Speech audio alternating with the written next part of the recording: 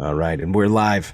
Welcome to paraglidingtalk.com. I'm your host, Robert Michaels. Glad you are here.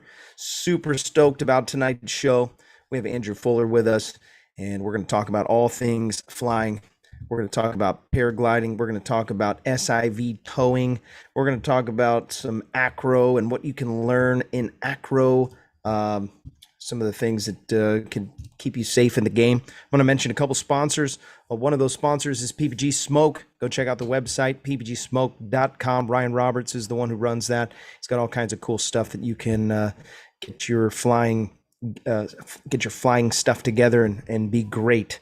There's a couple of new things coming out. The Chase Cam version 2 is out, and that's going to be, or it's coming out soon. That's super cool. Also, there's a new version of or an updated version of the headsets that are going to be coming out. And he fixed some of the glitches in the Matrix. So stay tuned if you've been waiting for that. So have many other people. Just chill out. It's on its way.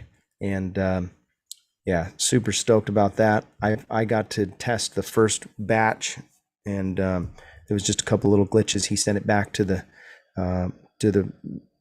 man, and kind of weird stuff went down. Yeah, literally, he's working on it like a madman. Also, want to invite you to check out paramotorprops.com. In case you blow up a prop, you can get a new one pretty quick online. Paramotorprops.com, very reasonable prices. And if you have questions, you just ask them. They'll tell you what you need to know about your choices. Pretty awesome stuff. Also, the show's brought to you by American Allied Drains and Plumbing. If you're in the San Diego area, you can use them for your plumbing needs. American Allied Drains and Plumbing. Their phone number is 844-777-9055. Pretty amazing deal that they'll give you. If you mention Paragliding Talk, you will get a 10% discount on all of your services. Pretty amazing. So we do have a special guest tonight, Andrew Fuller. He's kind of working out the kinks of he's having some sound issues and some audio visual issues. Obviously, he was trying to use a laptop to be able to get his to be on the show, but it's looking like he's going to have to probably use a phone. And you got to go. Cool. Yeah, got to do what you got to do. You know what I mean? You got to do what you got to do. So glad that you're here. Thank you for jumping on the show. And we want to talk about all things flying. I want to just give a little background. Andrew has a real wealth of knowledge when it comes to paramotoring and free flying. Mainly want to, get a little information about your years of experience and how to be safer pilots. Obviously, that's an important part of our show and why we do what we do. Andrew has worked for the guys at Superdell's school, and then he also has worked for Blackhawk. And so he's got a little bit from both worlds, and then he went off on his own, making the sport safer every day. And he's got some really good stuff. He's got some really cool stuff going on recently in the last 4 years, last 4 or 5 years, actually. He's been doing SIV, I guess it would be 4 years, SIV clinics, and now he has 2 boats. He still got 2 boats going? Still got 2 boats. Yeah, that's awesome. So he's got SIVs going all the time, and has been just a really good representative of the sport, responds to people quickly, has been just very passionate about it, and has made it his life. That's what he does. So expert level, and he's got a background. He built the SkyTap Angel PPG Empire. So you want to look into that. He's got a couple of paramotors in the back there. Those frames, I think he had a bunch of design of that and put a bunch of effort into that. So that's him. That's his. So SkyTap Angel is his stuff. And we'll talk a little bit about that tonight. Pretty cool. There's some features on that frame that you're really going to like. And we'll get down to the nitty gritty of some of those details, weights, and some of the features that are pleasant. One of those is the netting. If you look closely at the way that the netting is set up, much different than what you're seeing typically. it's still lightweight material, but crosshatch instead of spider web, and creates a very stout, very strong barrier between your digits going into the frame and or into the prop, and keeping you safe. Anyways, you can reach out to him on Facebook at Andrew Fuller if you have questions. He'll typically respond pretty quickly. That's how I got a hold of him when I asked him to come on the show. He didn't even know who I was. He came on the show, agreed to. That's not true. I knew who you were. Coming. You did? Oh yeah. Oh, dang it. Yeah. So yeah, I really appreciate you coming on the show. So let's talk a little bit about your big takeaways from working with Super Dell and was it Robbins back in the day when you worked for Blackhawk? Yeah, I mean, I only did like 2 trainings with Dell. That was like 10 years ago. So Okay. But back 10 years ago, things were a little different. It's not like today where everybody focuses on kiting. Right. Back then there was only, maybe 10 schools that really focused on it. So now everybody's gotten better. And then Blackhawk worked there for about 3 months and 3 or 4 months. And that was good, man. That was really eye-opening because I got to see the whole other side of gear. And then, since then I trained under Santa. I trained under Brad Ganuccio. And then I learned at first, got replaced with better information over time. Talk about the difference between going from paramotoring to free flying training, and maybe talk a little bit about what were your big takeaways after you went through school with Brad Ganuccio and Santa Croce. Well, they kind of build the gliders differently for free flight and paramotoring. One of the big things I noticed right away when I was paragliding was I wasn't flying with enough brake pressure. And that was causing me to do a much more active piloting than I needed to. Basically, I would fly on the south side by this little like crevice. I would fly over it. My wing would lose pressure, and I wouldn't take a frontal, but I would slam my hands to prevent a frontal. And Santa pulled me aside, and he was like, "Hey, man, you're doing everything good, but if you fly with a little bit more pressure, then that'll keep that glider more rigid, more inflated. And then also you get better lift like that." So that was one of the things I noticed right off the bat was you have to fly the glider a little bit different. In paramotoring, the forward pressure of the thrust of the engine pressurizes the wing. So you actually fly with like less brake pressure. And it also kind of pushes the wing back behind you. When you're paragliding, a lot of times the wind comes from underneath you, and that makes the glider fly out in front of you more. And you got to kind of hold her back with more brakes. And then you don't have that forward pressure of the engine. Oh, interesting. Yeah. And then that's one of the big differences in paragliding wings and paramotor wings is most paramotor wings, almost all of them, all the ones that are reflex, they retrim them or they're trimmed differently. So they fly out over your head a little bit more. And then when you apply the thrust, they sit right over your head nice where they're supposed to be. And then on paragliding, the wings kind of sit back a little further because when the wind comes from underneath you, it pushes the glider out. So I definitely noticed a bunch of differences in that stuff. Like when you paramotor a paragliding wing, the paragliding wing's already back, and then you add the motor thrust, so it gets even further back. So I've seen that before. I've flown some. I fly every once in a while. I'll fly my Delta 2 with my motor, and it's just so efficient, especially when you turn the motor off. Just go on glide. It's amazing. Yeah, the other thing is the weight shift in free flight is so much better. Like when you're weight shifting in free flight, you roll your hips, but you control 100% of the weight that's being weight shifted. Like you shift over, it's all your body weight. It's the whole harness as well. So every ounce that's underneath that paraglider weight shifts simultaneously. And paramotoring can be different depending on the frame. If you have swing arm frames, you can weight shift over and the arms might move a little bit, but then the fuel, the engine, and the harness in the frame are all, not the harness, but the fuel, the engine, and the frame all set on one path, and the pilot can only weight shift the remaining weight, which is his weight and the weight of the harness. So you actually get, that's one of the things we notice in SIVs, like people come out and they're like, I tell them, I'm like weight shift and free flight is completely different than what you think it is in paramotoring. You know, you're going to experience like real weight shift when you're out here. So super nice too.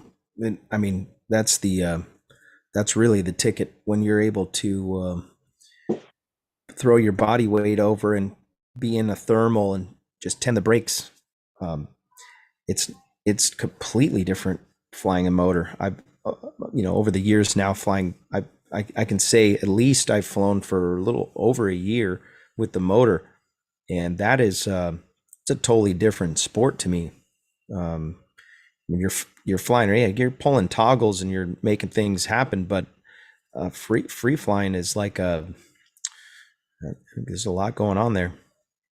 yeah, and then also with like a lot of the paramotor wings have 2D steering, and that's a little different, especially if you're used to not having it. Because usually with 2D steering, or to prevent a deflation on a normal conventional wing, like non-reflex, normal brakes, when you feel that loss in pressure, you drop that hand down, and it just pressurizes the back of the glider and prevents it. When you have 2D steering, sometimes, depending on how it's tied in, if you lose a little bit of pressure in that wing and you bring your hand down, it'll actually pull the wingtip first. Right. And you pull further. So it kind of, it's something to get used to, like in motoring, I find myself being like, okay, depending on the wing, I'm like, all right, do less active piloting. So, and then in free flight, I'm more on it. So yeah, that makes sense. When you're flying, free flying, and you don't have any pressure, you can't really tell when the wing's going to go away. If you're not flying with a little bit, that's your there's a little touch of pressure there just to know what's going on, because I can feel the moment that my wing's about to disappear, and I'll whoa jab it and give it some pressure and make sure it's nice and stout just for that moment, because literally your wing collapsing might just be a boop, and that's it. If you're going with it and you're allowing your hand pressure to kind of go with that collapse, it'll keep it from going into cravat and yeah, cause chaos. A lot of times you'll drop your hand down to catch something and you don't know if it deflated or it didn't deflate because it was all over with before you looked up. Yeah. Yep.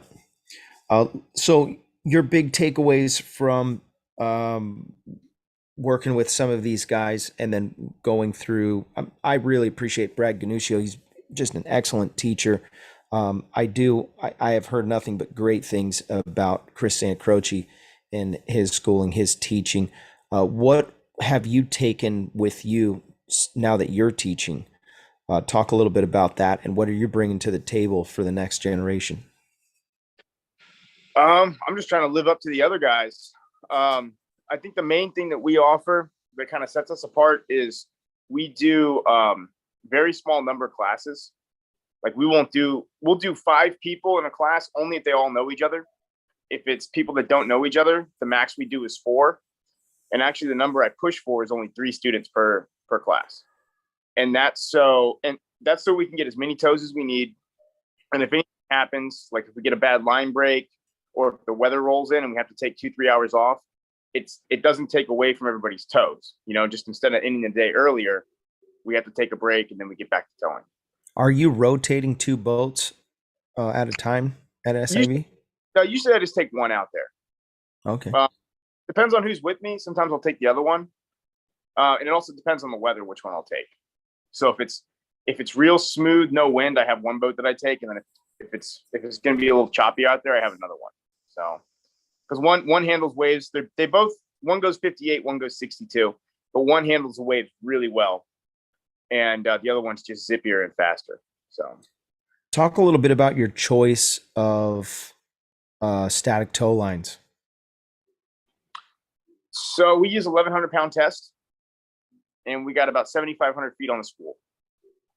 Okay. And we don't do static. We do payout. Or payout. That's what I meant. Payout winch. Yeah. And then we the winch we have is awesome. It's a AAA winch.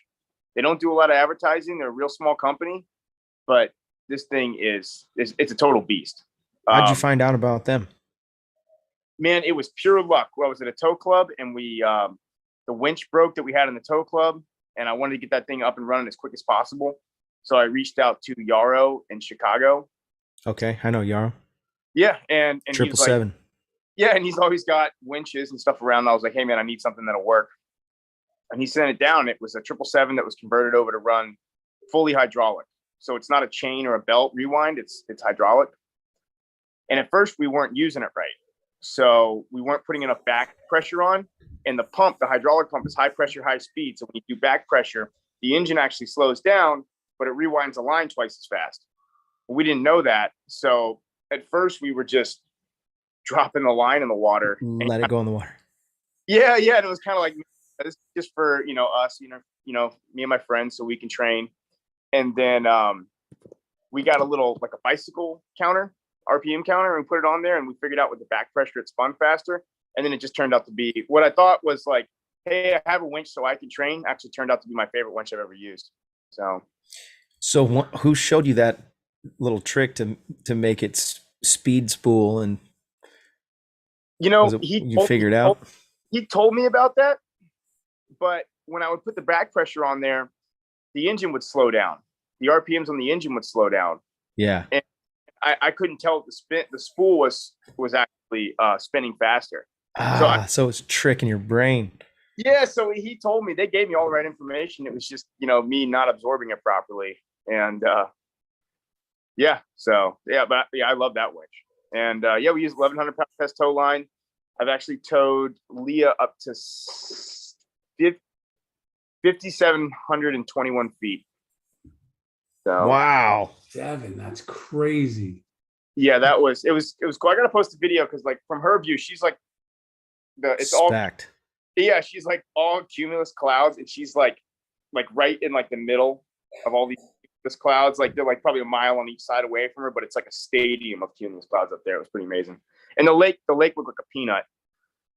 So you ever consider putting a jig or a lure on the end of that thing? As if you're throwing it back in, might as well catch something. Right. Yeah. Well, now I where it doesn't even touch the water when I get it back in the boat. But yeah, it's funny, where we're towing out of is a pretty heavy redneck area, and everybody thinks like long lining for gators or something.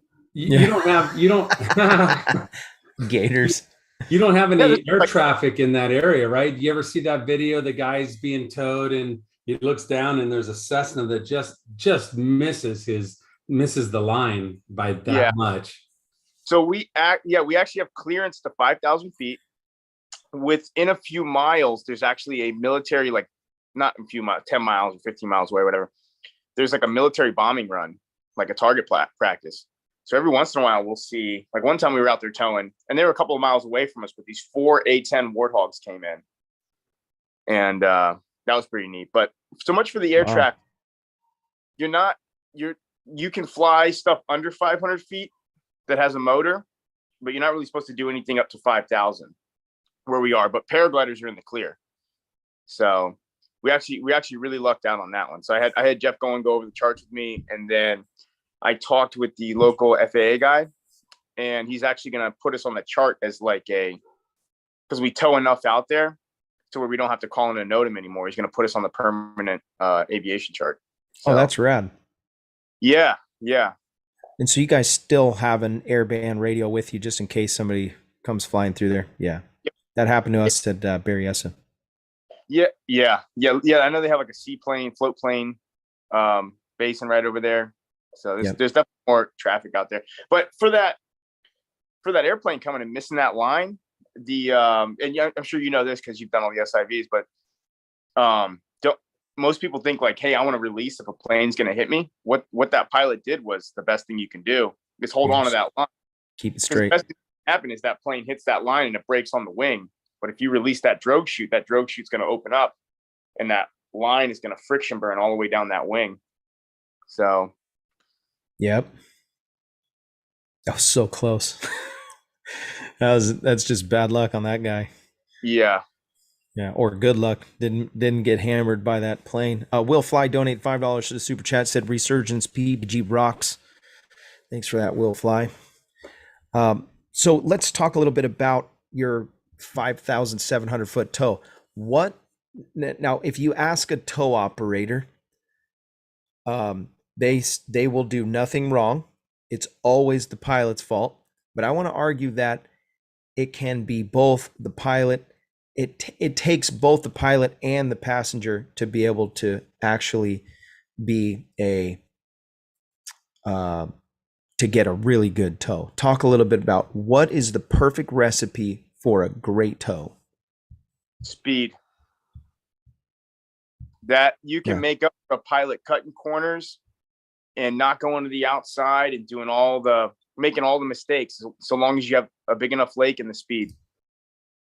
So, because a lot of times, if a pilot, you're going up and you make a turn and he cuts to the inside and you have a slow boat, it's going to take you a really long time to get out in front of him. But if you got a real fast boat, which is why the main thing I focused on when I built the boats was speed. Like, we stripped like 380 pounds out of one of the boats. Just anything that wasn't a steering wheel or throttle control, we tore it all out. And that actually made the boat go significantly faster.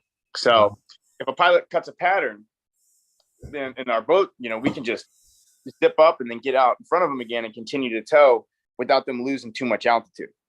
So talk about that, cutting the corner on there. Why would a pilot cut a corner? Now I know I'm gonna play the devil's advocate here. Why would somebody cut the corner? What do you think happens in that? And how can you fix that? I want excellent tows each time. I want to get up $5,000 every time if I can. Yeah. And like on your previous point, if the pilot and the tow tech are lined up, then it definitely makes for an easier tow and you can get a higher tow. But yeah, if you got the speed, you can make it happen. But the reason why people cut corners is it's like instinct. It usually happens like on the first day, first couple tows, and the towing feeling is a little bit weird because you have about 120 pounds of pressure pulling you on a line, and you're following this boat. And then when the boat turns, people think like there's tension on this line. If I don't turn with it, then it's going to just like lock out, and they're going to go from like 3,000 feet instantly. Yeah. They don't quite realize like that line creates a lot of drag as well. And you can actually tow opposite of where the pilot is flying. Pilot can be flying this way. You can go complete opposite direction and he's still going up. And it's because of the slack in the lines creating that drag and keeping that form. But it's just basically, it makes people nervous. Like I tell people, like, depending on where the wind's coming from, I'm going to make a turn and I'm going to tell you to kind of go to the outside a little bit. And you're going to think I'm crazy. You're going to think like, hey man, he doesn't quite understand that the boat's going this way and the glider's over here and all. And it's like, just trust me on this when it works for the tow. So it's usually something that people do when they're nervous right off the bat. I know my first couple times I got towed up, I was nervous as heck. Yeah.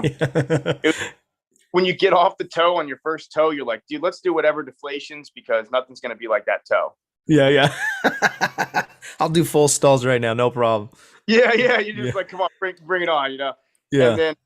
And then like a lot of times, like second and third day, when they kind of figure out the program, you have to tell them not to go so wide because now they're not nervous about it anymore. Yeah. And they're like, if I go wide, I'm going to keep this pressure, keep everything. So they'll go really wide where you're like, whoa, bring it back a little bit, Yeah.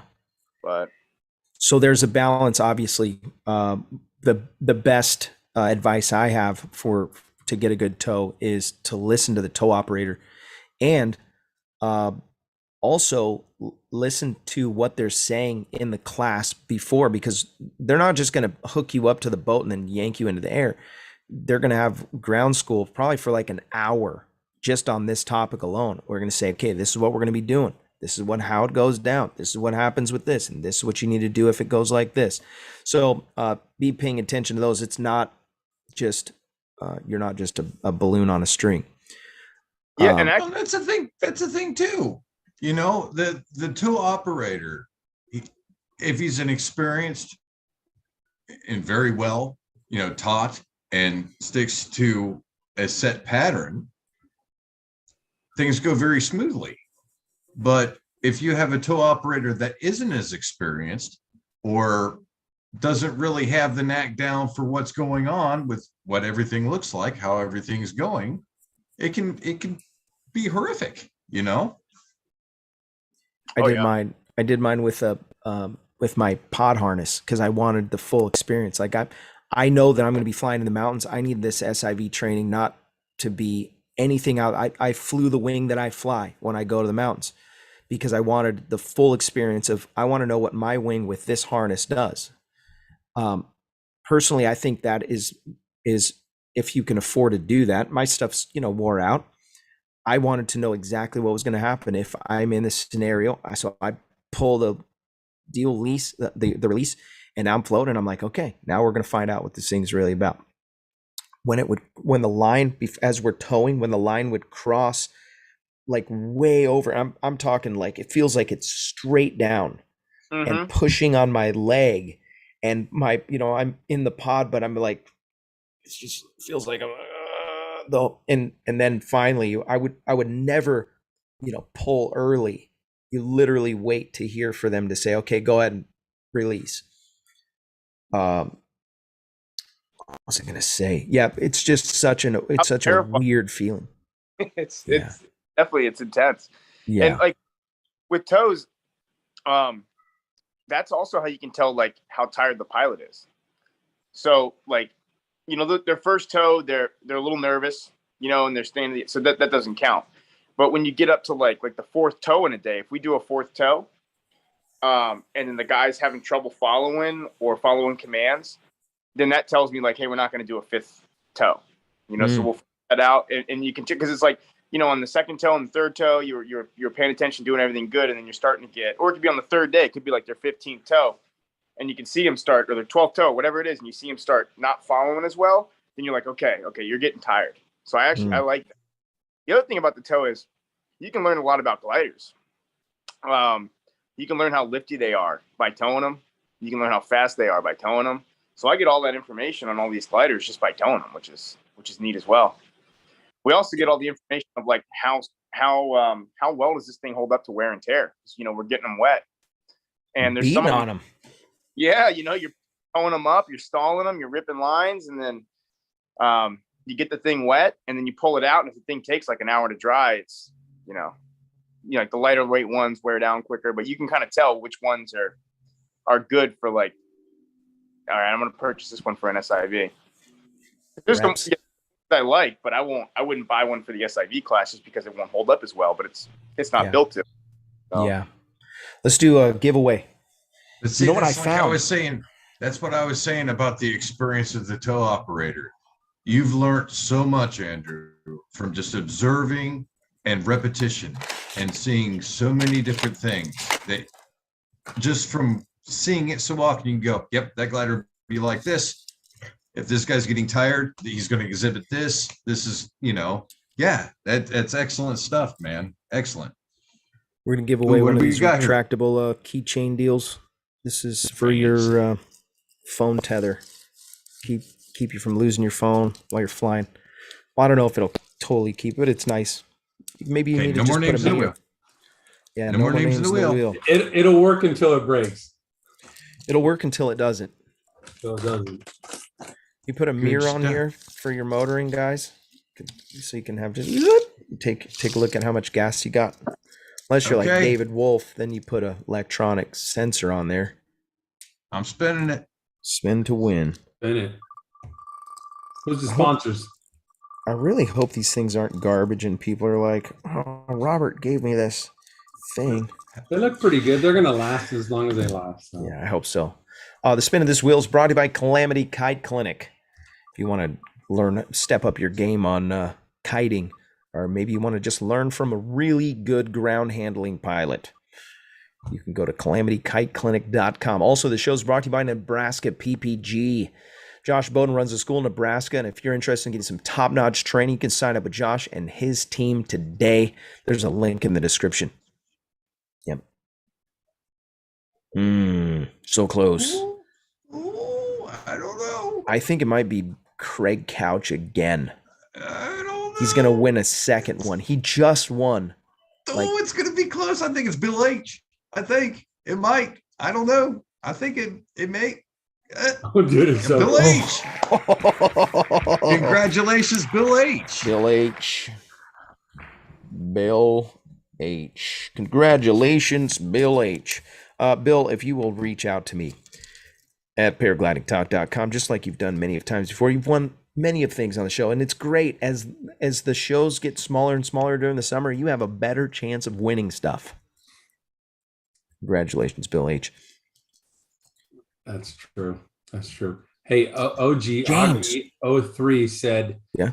talking about Andrew Fuller and when he does his boating and towing, you should see him. You should see him tow work the boat, talk on the mic. It's amazing. So he's dialed in, man. It sounds like he's dialed in. Wow. Hot Buttered Steve donated $20. Is $20 to the super chat. Thank you, Hot Buttered Steve. That's an amazing gift. What were you saying about he's able to as he's operating the boat, driving, Yeah, he's doing it so measuring much. pressures. Like Sean's talking about too. I mean, he's figuring it out, he's got it down. You know what? I want to say something about tow operators. They're a different breed, man. I jumped in the boat with Gabe. And Nice. it was intense. And that day, we're in the middle of like June. This is 2 or 3 years ago. Dude, that lake was busy. There was boats everywhere. And he just navigating, watching, doing his thing. Every once in a while, he'd look back up, make sure his tone. Okay. Hey, swing out to the right a little bit. Stop following me so close. You're cutting the corners again. Pay attention, And then drive. As soon as he releases, starts reeling that thing in. He's still watching. He's paying attention to the next guy because there's 2 boats going. It was busy, bro. You gotta have a really good mind to be able to run the tow operations. I was very fascinated with the pressures. I'm trying to figure out, like, the boat's going about this fast, and looks like he gave it a few turns there. I'm watching the tension. Very fascinating stuff. I don't know how you guys get to that level of science that you're like, I know exactly how much. Like, I'm just worried about lockout or maybe it's too tight and they pull it and it's going to snap, and I guess it's trial and error, huh?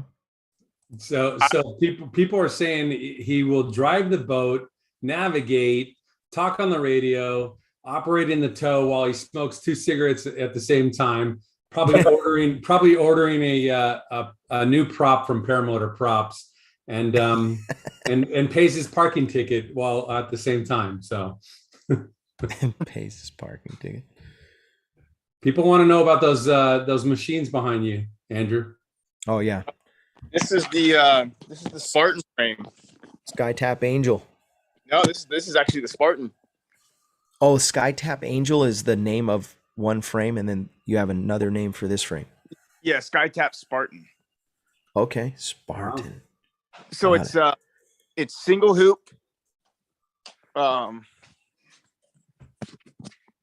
It's got all the netting. It's got the same netting, 400-pound test Kevlar. It's swing arms on. It's got 2 bearings in here, so you can tighten. Let me see if I can turn this camera around.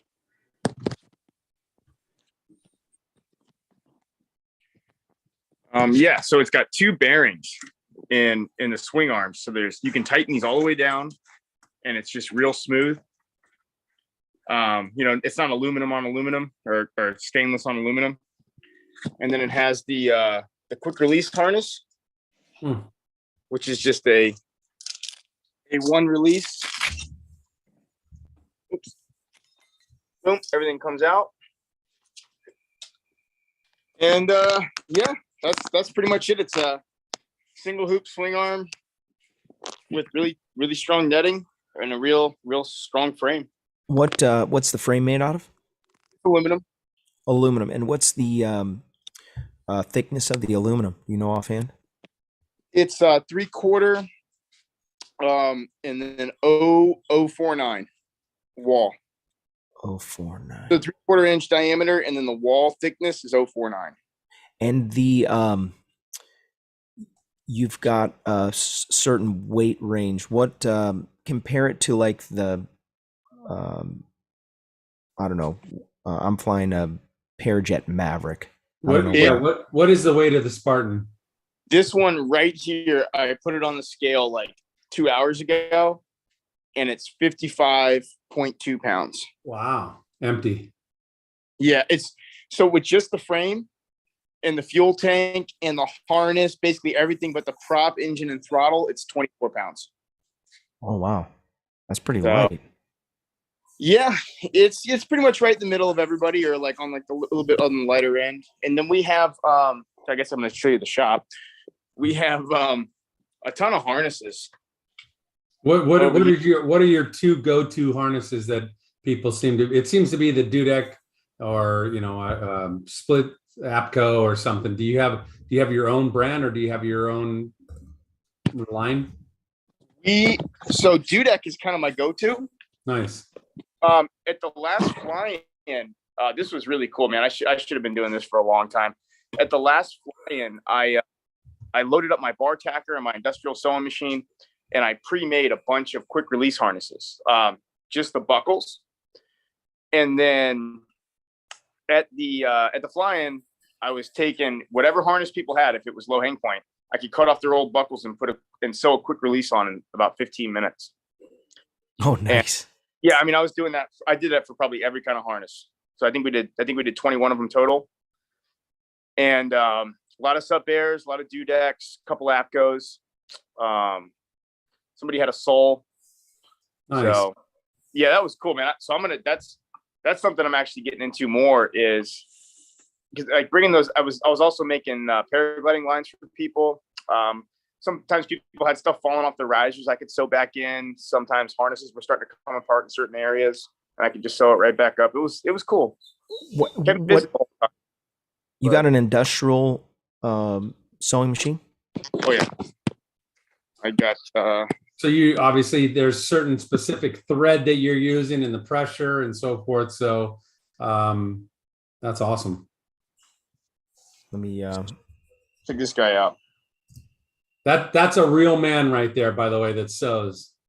Yeah, that's bad to the bone. It's all automatic. And then it auto cuts it. It just stitched. Look, if you look close, it's the paraglidingtalk.com. Yep, I saw that. There it goes. I heard a cash register. Yeah. What was that stitch that just happened right there? That's called the bar tack. Oh, that is a bar tack. It's the strongest stitch. Wow, that thing did it pretty quick too. So did you start off with a different sewing machine? I actually started off with somebody else was doing them for me. And because if somebody knows more than me, which there's a ton of people that know much more about a bunch of stuff than I do. And I was having them do it, but the problem is we needed it done faster. And if somebody would ship me a harness in, it was better if I did it. So I ended up just buying all the gear myself. So I'm no master seamstress. Like if you came to me and you're like, hey, can you make a custom pocket? I wouldn't know how to do that. But I do have expensive, powerful sewing machines that if it can fit under the presser foot, it'll sew whatever stitch for the machine I have. So what were you saying about lines? It'll stitch lines and put stuff back together? Well, I actually have I have 4 sewing machines now. Wow. Yeah, I mean, that's a habit. Started off with one tiny one just to sew up the Velcros. And then, now I have 4. Wow. So actually, my smallest one I use for lines. And we have a couple different spools, couple different sizes, couple different colors. And I was sewing those up for people if they're in a pinch. I tell people, like with lines, go to the people that do lines. Go to lines, to Lauren Michaels, go to Dufour, Cloud9, all those guys. Because they have a whole rack of different colors and sizes. But for me, like at a fly-in, somebody chops a line and they can't fly unless they get a line. So I'll be like, okay, look, I'm going to make you up one that's the exact length, but then I suggest you get a proper one. So it still works. It's usually a little bit stronger than it needs to be, but it'll get them through a fly-in.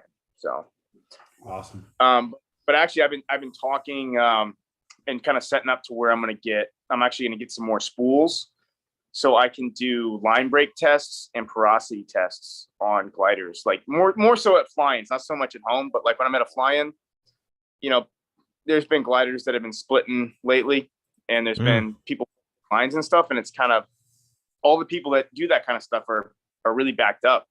So I don't want to do a full inspection or glider repairs. I already have enough things on my plate, but I would like to be able to say, okay, here's your porosity, here's your fabric strength test, and here's your line break test, and then be able to sew lines up for the people, something quick and the most important parts of getting a glider inspected. So that's awesome. By the way, I want to put a plug in for maxacro.com. If you want to do some SIV training, he's one of the sponsors of the show, maxacro.com. He's got a couple clinics going soon. I know he's still got a couple openings on the next one. Go check out his website. Reach out to Max Marion at maxacro.com. Also, the show is brought to you by iFly Indiana Powered Paragliding.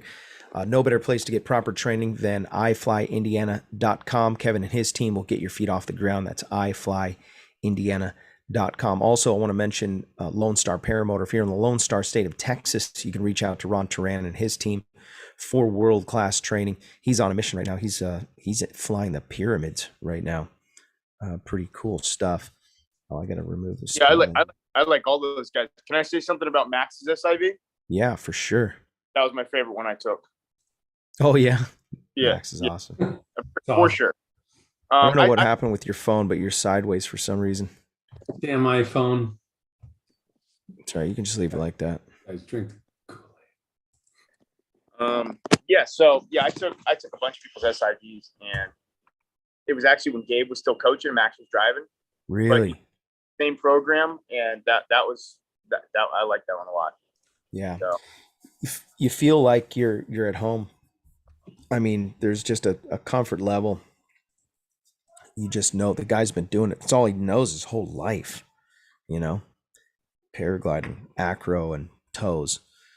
Just hundreds of thousands of tows, hundreds and hundreds. I mean, literally.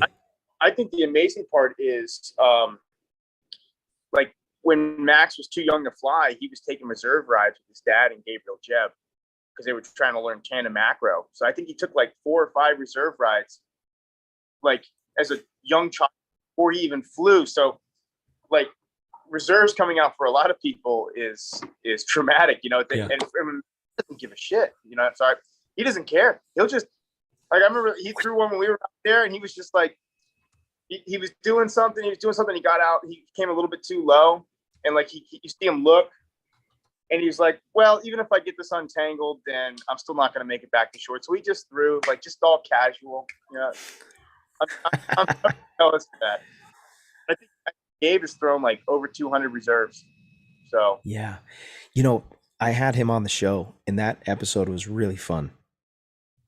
I don't know if I hadn't seen that one. I saw you with Ganuscio. I saw you with Max Marion a few times. Yeah, I haven't seen. Yeah, Gabe Jeb was on the show, and he, I would say he is the most broken person. Like he hurt himself a bunch of times and still just kept sending it. A lot of that was actually one of the things I was going to talk about tonight, but we're kind of burnt for time. But I was going to talk a little bit about fear injury and coming back from an actual physical injury, and how do you process through fear and stuff. But maybe we'll save that for another show. I've never been injured. Yeah, I remember I asked that of you in the last episode. I think it was 138, episode 138. Go back and check out that episode. There's really good information. Andrew just dumped a full hour of great information. I mean, kind of like tonight. So we talked about best tow. I'm really fascinated with this stuff. I know it's the season for SIV, so it's a great time to talk. You actually don't necessarily have an off season. It seems like you're just constantly plugging along doing SIVs. I talk to guys and they're like, yeah, I'm going to do an SIV with Andrew. I'm like, what? Right now? Wow. It's like January. Oh, wow. Yeah, because most people it's warmer down here in January than where they're coming from. So I'm all bundled up on the boat and they're sitting there in like shorts and a t-shirt. So yeah. Wisconsin. Yeah. You betcha. But yeah, we do a lot smaller classes, but we run them a lot more often and year round. So yeah. I like the idea. I've got a buddy of mine that's local here that he's been driving the boat and learning how to run tows, and I'm super stoked.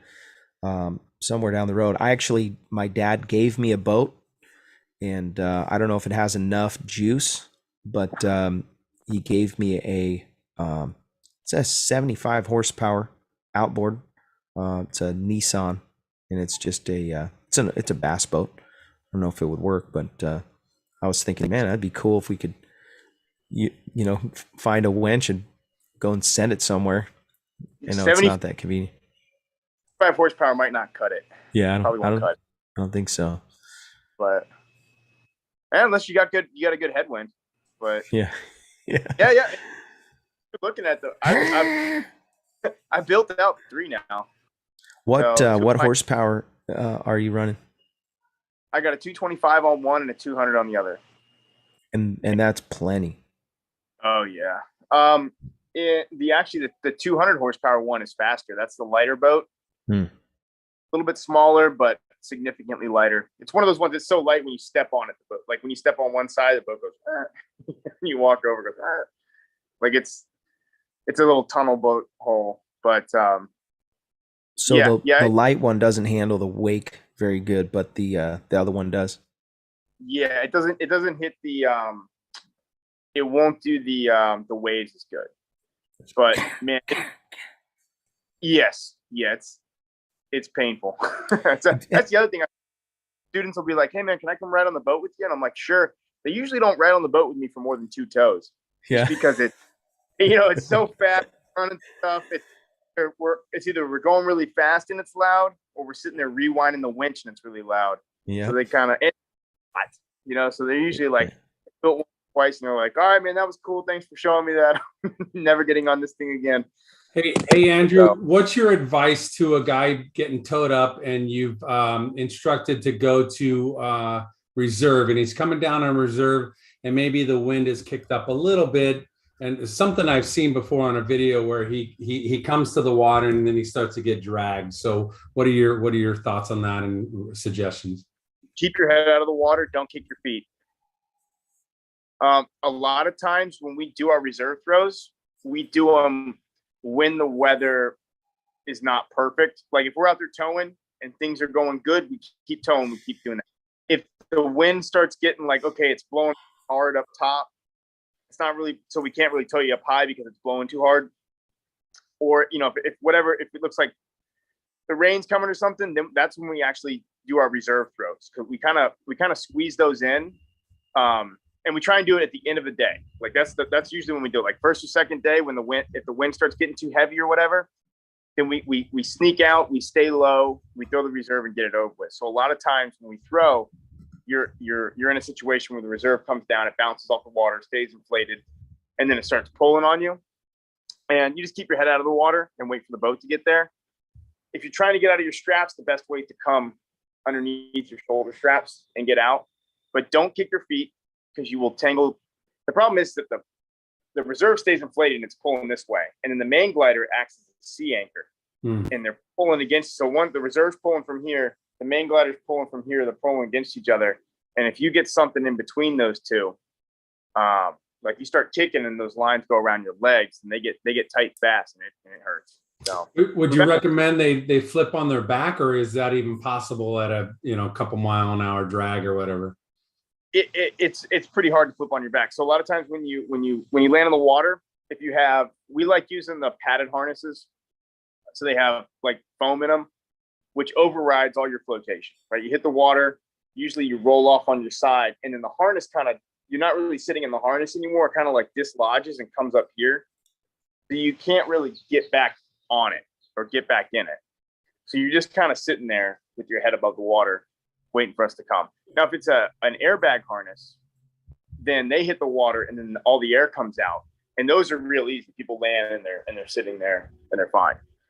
But the ones that are safer for impacting the ground float more, and they float so much they usually roll you over. Now, sometimes people land in the water with the padded ones, and then they're just like sitting in a lounge chair with reserve on one side, main glider on the other side. They're just sitting there waiting for me to pull up in the boat. Like, I don't know what you're talking about, dude. I didn't get rolled. And then sometimes they hit the water and it rolls them on their face and then starts dragging them. And yeah, the big thing is just keep your head up. But where you can make a mistake is you're trying to fight this direction, keep your head up, and you're trying to get back in your seat and you know, and it's not working. So they'll roll the other direction. And then when they do that, that's when they get the lines around their feet. So Ooh. yeah, we've only had one time where we had to cut lines, and we had them all off the guy except for like one. And he was just like, "Hey man, this thing's starting to hurt. Can you cut it?" And we reached down, pulled his hook knife out of his chest, actually cut it for him. No big deal. But yeah, a lot of that is making sure people don't kick their feet and stay calm and getting there pretty quick with the boat. So good advice. Real quick, a couple late arrivals here in the chat. Somebody wanted to talk about your new SkyTap, but it also, I saw a question in there. They wanted to know that quick release. Can they have it their own harness or whatever they're using at that time adapted to that? Can you add that quick release to any harness? He just cut it and he stitches it. Really? Yeah, Yep. that's what we were doing at the fly-in. Anybody that mails me a harness, so long as it has 2 leg straps, like there's some trike harnesses that have 1 leg strap. But as long as it has 2 leg straps and it's a low to medium hang point, I can put it on there. Awesome. So the only ones that are a little bit more complex, I can do it. It just takes me like an extra hour of unstitching everything. Is the lightweight harnesses where they have that really thin, like the really Material. thin. Yeah, those take about an hour just to get in there because they're all bar tacked in. The same machine I have, they bar tack those ones in, and it's just getting those bar tacks out. It's one heck of a stitch. Because the bar tack actually, it comes in and it goes across like this, and then it comes back over it and zigzags over it, and then so it's. Is that like the Acro split leg or something? I think I have one of those, and it's pretty lightweight. Yeah. So the split legs I can do, but I'll talk you out of it. It's not wise. Okay. So, split legs you can't do. We can, but I don't suggest it. The go-to's the Dudek, huh? Comfort. Yeah, Dudek, Sup Air, Apco, and Dudek are the go-tos. Dudek's my main one for go-to, but they all work easy.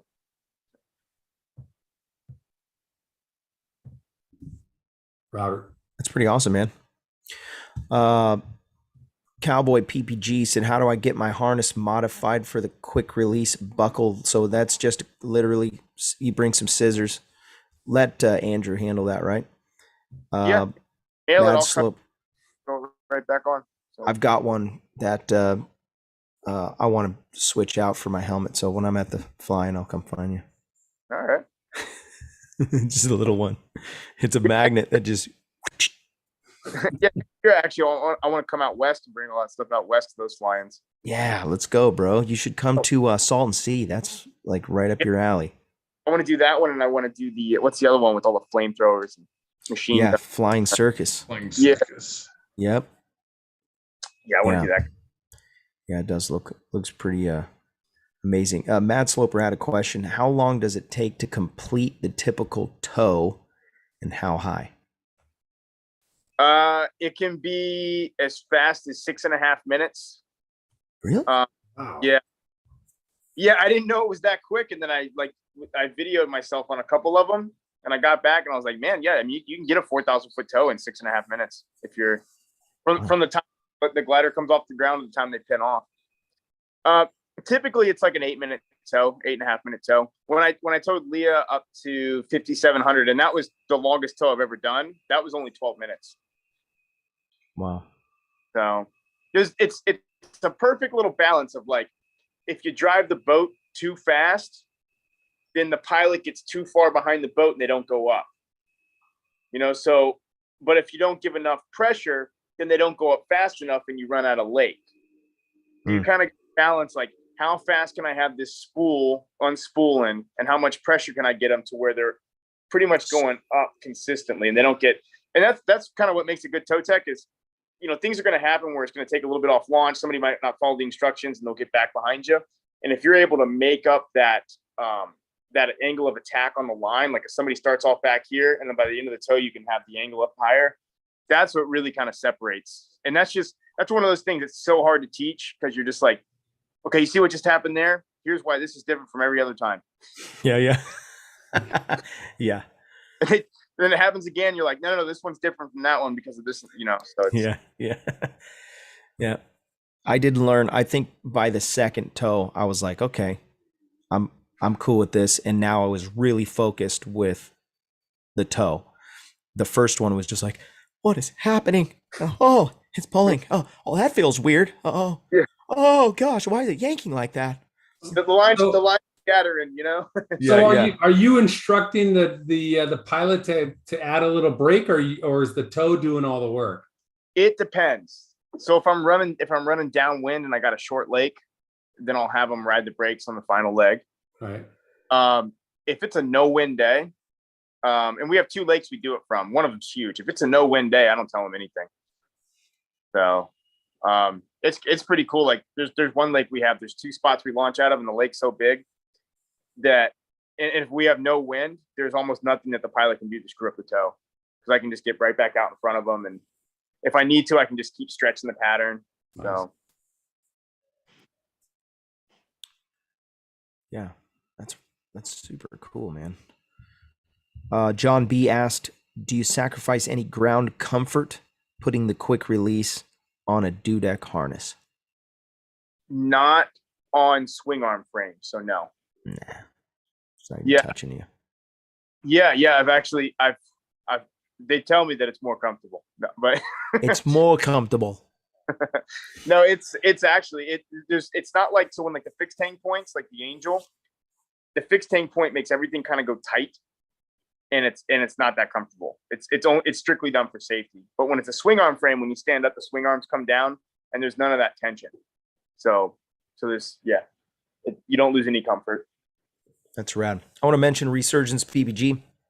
If you're interested in supporting our men and women of uniform, you can make a tax-deductible donation to resurgenceppg.com. And when you donate, you're sponsoring those who put their lives on the line for your freedom. If you want to reach out to Todd Scandrett at resurgencepppg.com, that's the website. They are a 501c3, so tax-deductible donations are I know some people are just looking for a place to do a dump. That's a great place to see your money go and do something amazing for people's lives. So we're at that 1 hour mark. So appreciate you, Andrew. I always feel like the time goes by super fast when you come on the show. Thank you for taking the time. I'm not going to hold you hostage, but I would ask if you could just hang out for just a few more minutes, literally just maybe 5 minutes. I'm going to open up the after show, and I'm just going to put the invite in the chat. There's a small enough group tonight. We could probably handle all 47 of you. So thanks for watching. If you want to support this show on Patreon, really appreciate that. I know there's been a bunch of people that kind of just went to the flying world and they're not really paying much attention. They still donate. They're still contributing to the show. Really appreciate that. And I'd love to see the show grow into a giant machine. And you can make that happen by supporting the show on Patreon. Price of a cup of coffee. You can learn something that might save you or save your buddies. And so thanks for watching. Really appreciate everybody that's been part of the show. Episode 221 in the bag. Thanks for watching.